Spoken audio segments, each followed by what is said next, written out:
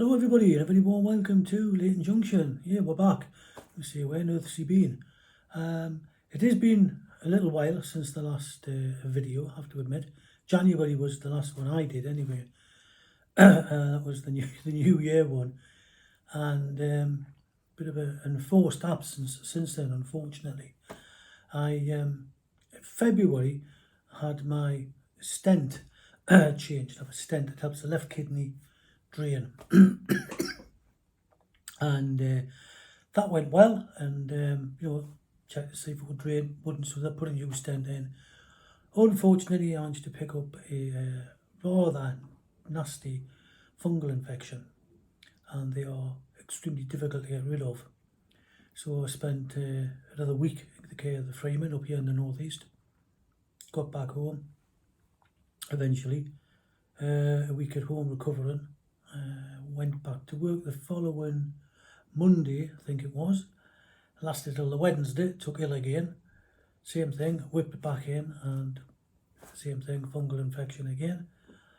And so another round of treatment for that. And I don't know which is the worst, the infection or the treatment, because it has to be quite aggressive to try and get on top of it. So anyway, another 10 days in there. Back home a couple of weeks. I went back to work last week. Luckily I'm on rehab, so it's 2 hours a day, up to 4 this week. It's enough, to be honest. So hopefully the new plan is to put a different type of stent in. When, I don't know. Hopefully that'll drain a bit better, and hopefully a few less infections. We will see. So anyway, I'm back home now, and lurgy free for now, thank heavens. And we'll just hopefully plod on. So, excuse the croakiness. Seem to be a bit croaky these days. So, anyway, the matter in hand, enough of my woes. The matter in hand. This video was done weeks and weeks ago. I'd finished it. I just had this bit to do, the intro, when everything kicked off, and I wasn't able. I couldn't, because it's such a personal video. I couldn't really put the video up without the intro and the explanation as to the what, when, and why, and how. So this is that. Everybody knows the story of how Leighton Junction came on to YouTube, how the channel sort of appeared. It's old hat, everybody knows that now. But what the two had asked, it said, well, what was how did you get into it? Where did you eventually first start?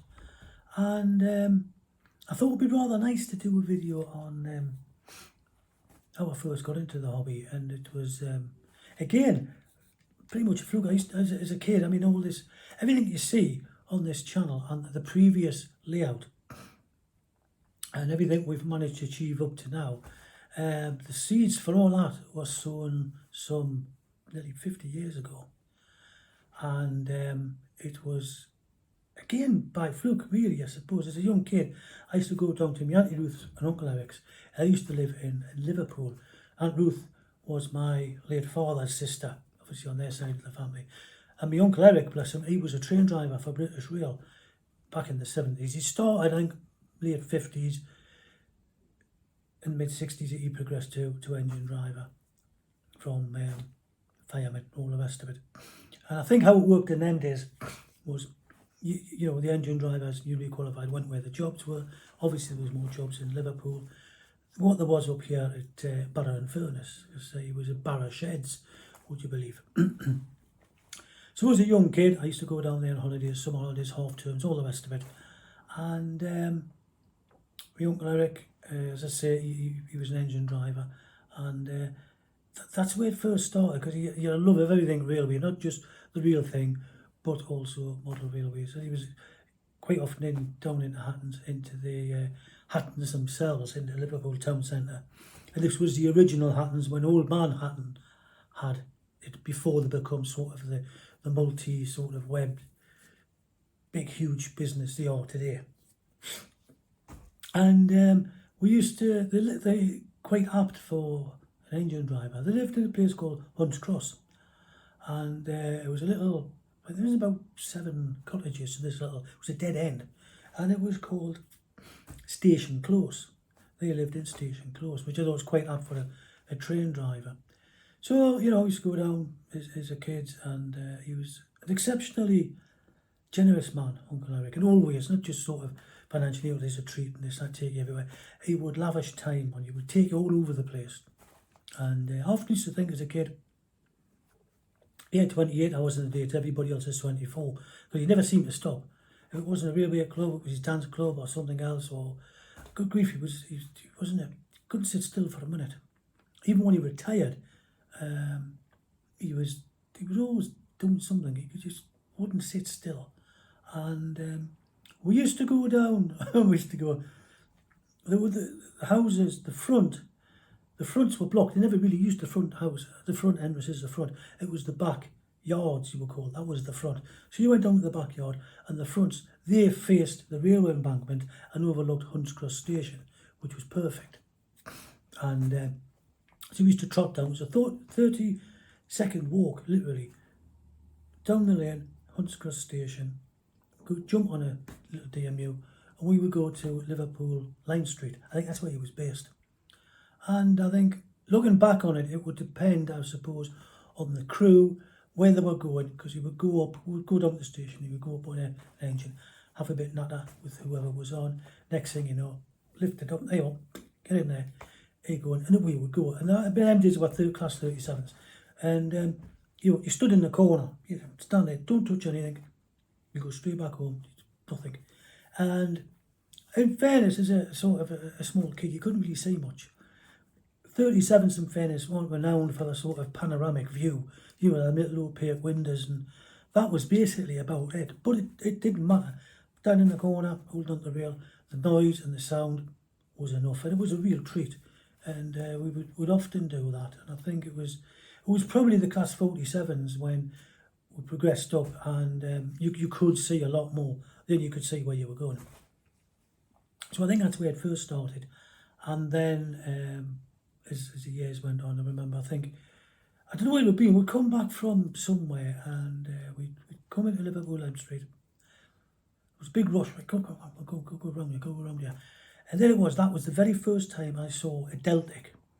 I don't remember what platform it was, but I do remember its huge engine, British Rail Blue, and the noise was something that stayed with me. I hopped on it for weeks and weeks about it. And it wasn't so much the noise and the smell. I mean, you can imagine 11-year-old, I wasn't very tall. I'm not much taller now, to tell you the truth. But you can imagine these huge engines, and the noise, you could feel it through the platform, was quite something. I think that was the thing that tipped the balance for me. And as you grow up, you got your own small little layout. And I think it was Engage, my first one. And it was only like 6 foot by about 2 foot, if that, just in the bedroom, just a wee little thing. And I had 2 Fleischmann engines, I remember, 2 steam engines. And Fleischmann, I mean, it's still on now, but at the time, I'm going back 40 odd, yeah. Fleischmann was sort of the Rolls Royce of model railways, or perhaps I should say Mercedes-Benz. And they really were the top of the range at the time. Still pretty much today, they're a very, very good brand. And so, as you move on, and you go into other things, that sort of left that in group sort of thing, but I still kept in touch. I was back and forward down to Liverpool all the time. And it's when it was about 15, 16 years ago, I gave up smoking. And there was a chance conversation with Uncle Eric. I've chucked it, I'm going to clear the back room out and go back to the hobby. As ever, no, don't buy anything. Next time you come down, there's some stuff there to get you started. And there was a few engines and some Pullman coaches, bits and bobs. He was always leaving a few things. So that got the first layout started. And later on, sadly, we lost Andrew. She passed away. I think Uncle Eric, in fairness, he'd long retired by then. He'd sort of, he seemed to fade away, to be honest, because without Andrew, the verbal banter, shall we say, they used to argue quite a lot, but It was never, oh no, we don't argue. It's just verbal. What did he used to say again? Verbal jousting. Yeah, I bet it was. Aunt Ruth always won. So you were backing a loser there. She was a formidable woman, but a heart of gold. He didn't argue with Aunt Ruth. There was no point.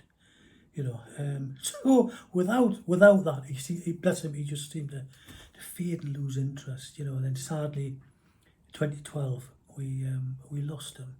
And typical of my Uncle Eric, he was a very precise sort of fella. He passed away on the 12th of the 12th, 2012, which was just typical. Everything had to be so. And it was shortly after I inherited the remainder of his quite extensive collection. And by this time, we still weren't on YouTube, wasn't gone digital, it was all still analogue. And then later on, we switched to sort of digital, and it was again a chance remark. Richard said, we should have a look at these diesels because they might be digital, they might just be ready, they might just have blanking chips in. I was a bit sceptical. I thought, yeah, well, go on then, you take the tops off, see what could, happen. And lo and behold, quite a few of them just needed the chips and a bit sort of, TLC. And so the video you're going to see now is all Uncle Eric's stock, all the stuff I first started with, and his engines now with all the bells and whistles.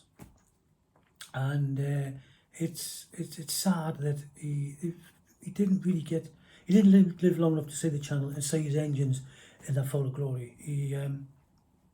He would have been amazed, I think, to think that his engines have a new lease of life and they've got all the sounds. And not only that, the people from all over the country watch them, can see them going round. And in fairness, not just round all over the country, all over the world, there'll be people watching this video from Austria, Germany, the Czech Republic, Holland, Italy, just about every country you can think of. I have subscribers from literally all over the world, and I think he would have been exceptionally proud of that. So that is the what brought me into the hobby.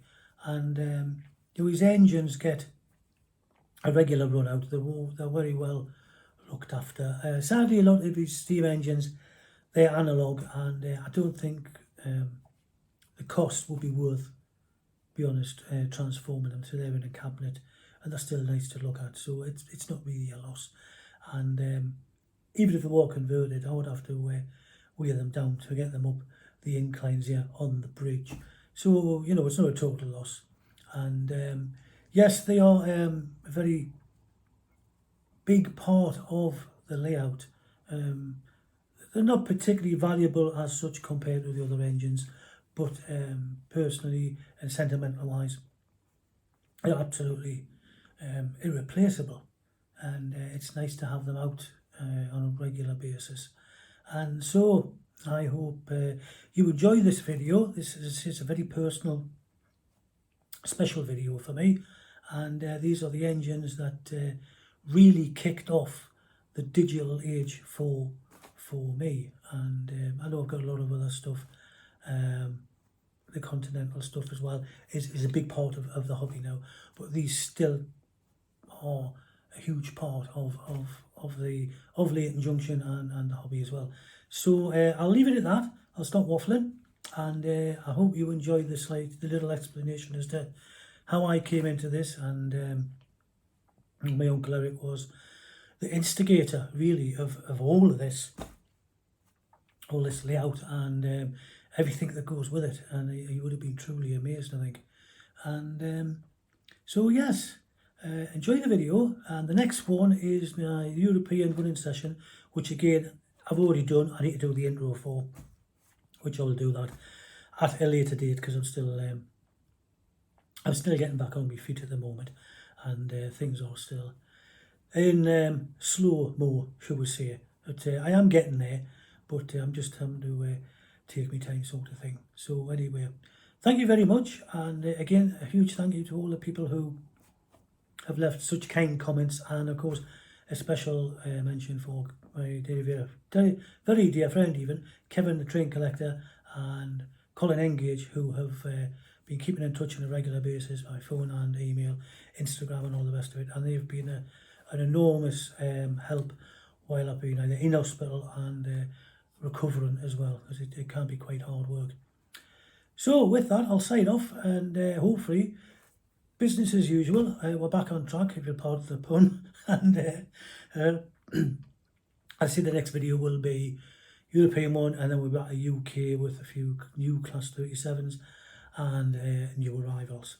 So until then, take care everybody, and hopefully this is up in time. Enjoy your Easter. If not, I hope you had a good Easter, and we will speak soon. Bye bye for now, everyone. Bye bye.